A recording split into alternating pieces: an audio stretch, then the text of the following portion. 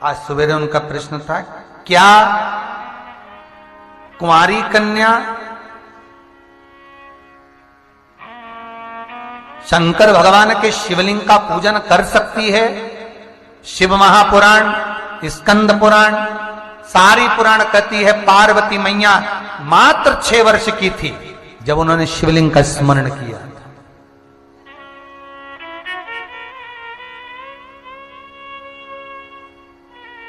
बांस, बांबू जब तक गीला रहता है उसको कैसे भी नमा सकते हो, और बांबू बांस जब सूख गया उसको नमाओगे तो टूट जाएगा।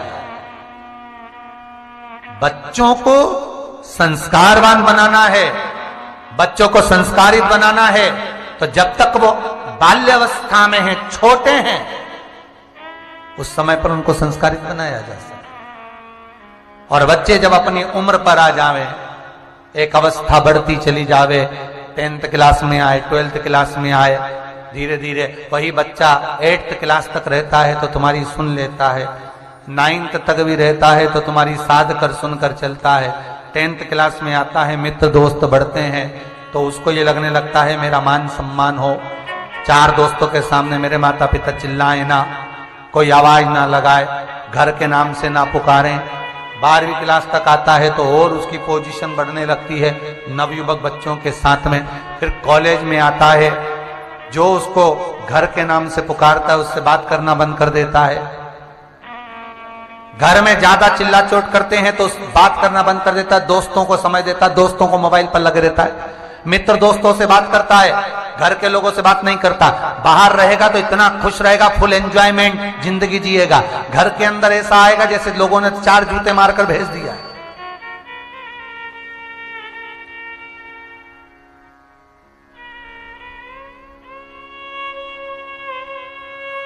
फिर माता पिता किसी गुरुजी के पास जाकर पूछेंगे, बताओ महाराज जी हमारे लड़के की गृह दशा गड़बड़ चल रही है। फिर कोई आएगा, पत्रिका देखेगा, ज्योतिषी बताएगा, ये रत्न पिनाओ, ये आभूषण पिनाओ, घर की दिशा बदल दो, ये बदल दो, वो बदल दो, पर ये नहीं कहेगा कि औलाद को संस्कारित कर दो।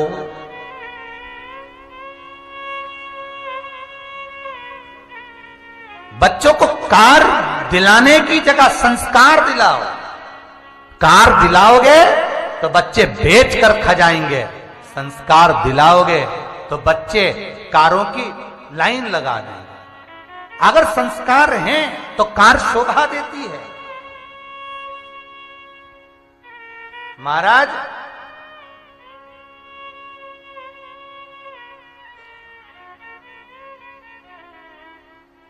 बीस वर्ष तक माता पिता बच्चे को पढ़ा लिखा कर राम बनाने की चेष्टा करते हैं, और 20 दिन की कुसंगति बेटे को रावण बना देते हैं। मात्र 20 दिन की कुसंगति।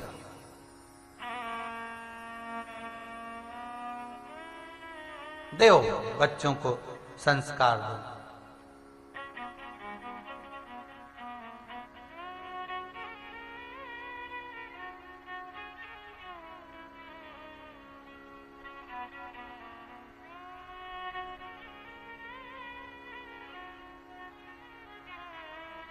बीस दिन की कुसंगति बेटे को रावण बना देती। पढ़ाओ, अपने बच्चों को खूब पढ़ाओ, विद्यावान बनाओ, खूब doctor, engineer, CA, commissioner, collector, SP, नेता, मंत्री, संतरी, जो बनाना सब बनाओ, पर हाथ जोड़ निवेदन है, अपने बेटे को सबसे पहले संस्कारित बनाओ। ये सब बन भी जाएगा, संस्कार नहीं होंगे तो रोटी कौन ला कर देगा, सेवा कौन करेगा।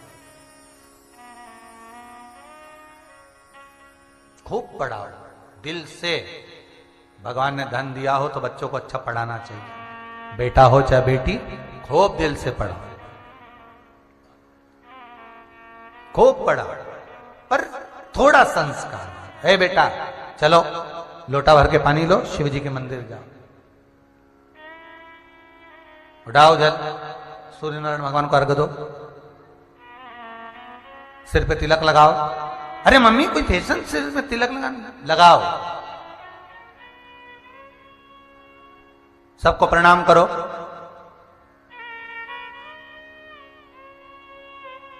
एक हाथ उठाया, इधर से उधर तक दादा दादी को सबको प्रणाम कर लिया, ताई चाचा को प्रणाम कर लिया, हाथ से वो बच जाए। पर माँ ने एक बार भी नहीं किया। माँ तो खुश हो गई, प्रणाम तो कराना, इतना तो झुक गया नहीं। अरे तो पूरा झुका नहीं, झुक गया, कहीं झुक गया, इतना झुक गया नहीं।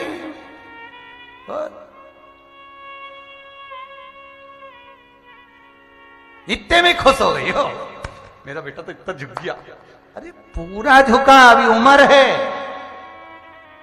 घुटने टिकवाओ, प्रणाम करो, नमन करो। क्या झुक गया, झुक गया, इतना झुक गया। सिखाओ बच्चों को, संस्कार श्रेष्ठ हो तो जीवन आप रूप सार्थक हो, जीवन की सार्थकता बनेगी।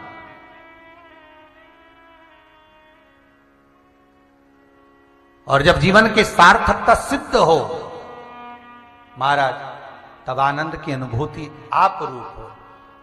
भृंगी एक ब्राह्मण का रूप रखकर मां जगत जननी जगदम्बा पार्वती जो 6 वर्ष की हैं, उनको ले जाकर शिवलिंग का निर्माण करना, पार्थिव शिवलिंग कैसे बनाया जाता है वो बताए। अब शास्त्र कितनी सुंदर बात कह रहा है।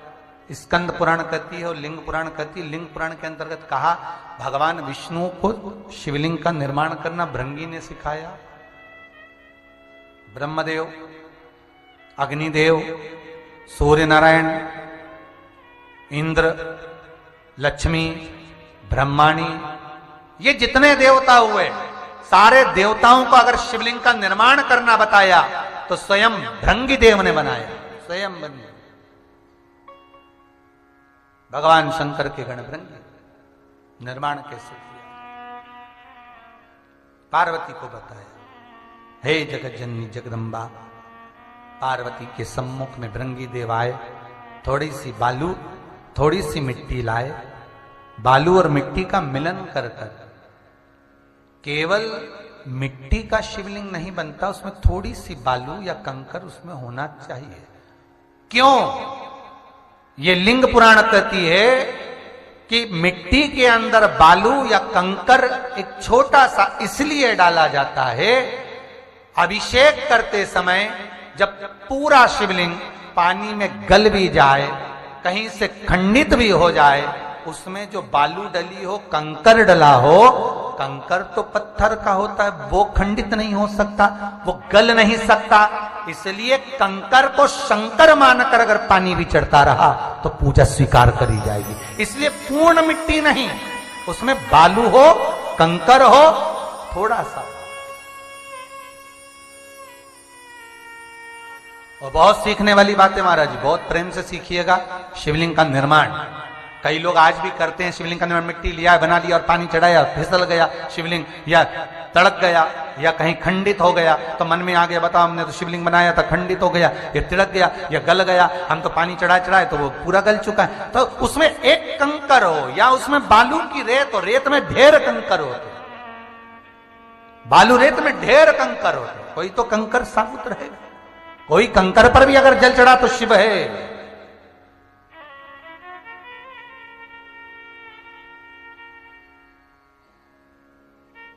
शिवलिंग का निर्माण करना भृंगी देव बता रहे हैं।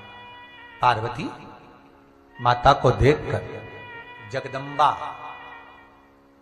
ये जो शब्द है जगदम्बा, ये शब्द भृंगी देव ने माता को दिया है।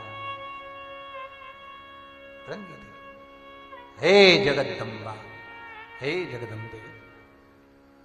एक सुंदर पत्ता रखकर उस पर सुंदर भगवान स्वरूप सती का भाग निर्माण कर कर जलाधारी बनाकर, उत्तर की ओर जलाधारी का मुख रखकर, फिर शिवलिंग के रूप का निर्माण कर कर जो शिवलिंग को पधराता है उसके पूजन का विधान बताया कि चाहे पार्थिव शिवलिंग का निर्माण करो,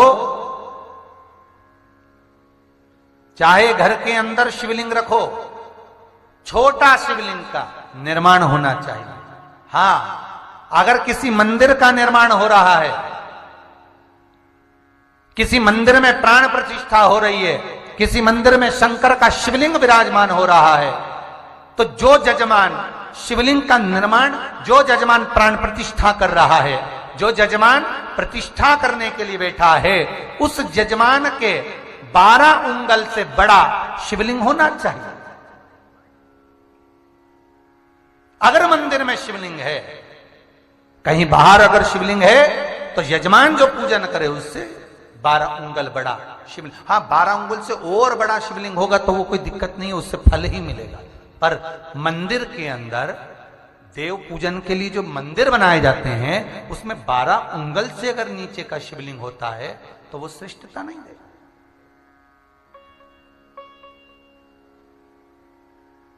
12 उंगल से बड़ा शिवलिंग का फिर निर्माण करो महाराज। उससे बड़ा होगा चल जाएगा, उससे और बड़ा होगा चल जाएगा, और उससे छोटा जो जजमान प्राण प्रतिष्ठा कर रहा है, जो जजमान प्रतिष्ठा कर रहा है, तो पंडित भी कर देते हैं, ब्राह्मण चतुर कर देते हैं, ये शिवलिंग छोटा है, इतना बड़ा नहीं चाहिए, उससे बड़ा होना चाहिए। जो जजमान पूजन करे उसको उसका फल मिले, उसको पुण्य फल प्राप्त।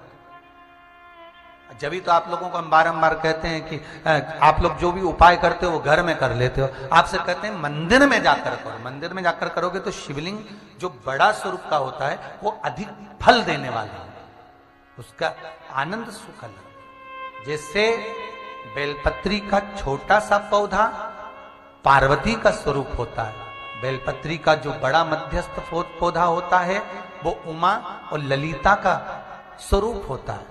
बेलपत्री का जो बड़ा वृक्ष होता है वो 64 योगिनियों का फल स्वरूप होता है। बेलपत्री का और बड़ा वृक्ष जिसमें फल लगने लगे हों, वो वृक्ष पार्वती, जगदम्बा, सती, भगवान शंकर की जो अर्धांगिनियां हैं, भगवान शिव की जो रानियां पूर्व में जो रही, चाहे पार्वती हो, चाहे उमा हो, चाहे कात्यायनी हो, चाहे चंद्रघंटा हो, स्कंदा हो, कुष्मांडा हो, उसका स्वरूप उसका।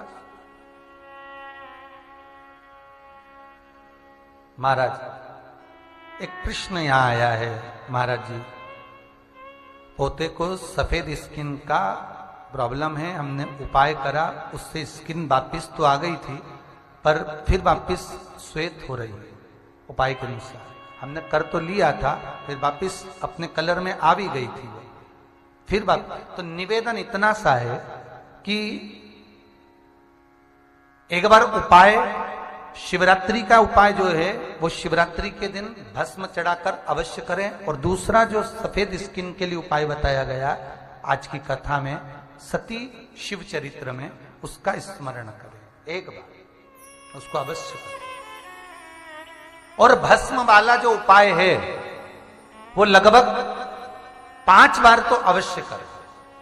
भस्म वाला जो पहले YouTube पर डला हुआ है, कई माताएं आती हैं, कहती गुरुजी हमें आपसे कुछ पूछना। हमारा निवेदन केवल इतना है, इस व्यासपीठ से जो बता दिया वो कथा में डला हुआ है, आप YouTube पर निकालो, हमारे पेज पर जाओ और उसको सब्सक्राइब कर उसको निकाल कर देखो और उसके अनुसार करो। आप सोचो कि नीचे उतर कर हम कुछ बता दें तो नहीं बता सकते। कई लोग कहते हैं मैं गुरुजी से बात कराओ, हाथ जोड़कर निवेदन है, हमें तो फोन पे बात करना ही नहीं आती, हम ना कर पाते। कछु का कछु बोल दे दादा और तुम रिकॉर्ड कर लो, तुम्हारा कहीं जाए, तो हमारे को तो कुछ आता ही नहीं। निवेदन इतना है, इस व्यासपीठ से, ये व्यास जी महाराज की गादी से, शंभू की गादी से, ये शंकर भगवान की गादी से जो कहेंगे, बस उसको यदि आपने किया, शंकर की पुराण के सामने जो किया वो आपको फलित हो, और आप उस उपाय को करें, और घर के शिवलिंग पर करने की जगह आप मंदिर के शिवलिंग पर करें, उसका फल हजारों गुना आपको प्राप्त। पार्वती मैया सुंदर स्वरूप का निर्माण करती हैं। शिवलिंग 3 तरह का बनता है, एक की जलाधारी उत्तर की ओर जाती है, एक जलाधारी चौकोर होती है, एक त्रिकोणाकार होती है। उन जलाधारी का क्रम कल की कथा में समझेंगे कि ये 3 तरह की जो जलाधारी है इसका क्या क्रम होता है। उत्तर की ओर जल क्यों जाता है? और जब हम पूजन कर कर वापिस मंदिर से आते हैं तो जलाधारी जहां पानी जा रहा है उस स्थान पर चावल और बेलपत्र क्यों रखा जाता है, उसका वर्णन कल की कथा में श्रवण करेंगे। आज की कथा को यहाँ विराम देते हैं। हर हर महादेव हर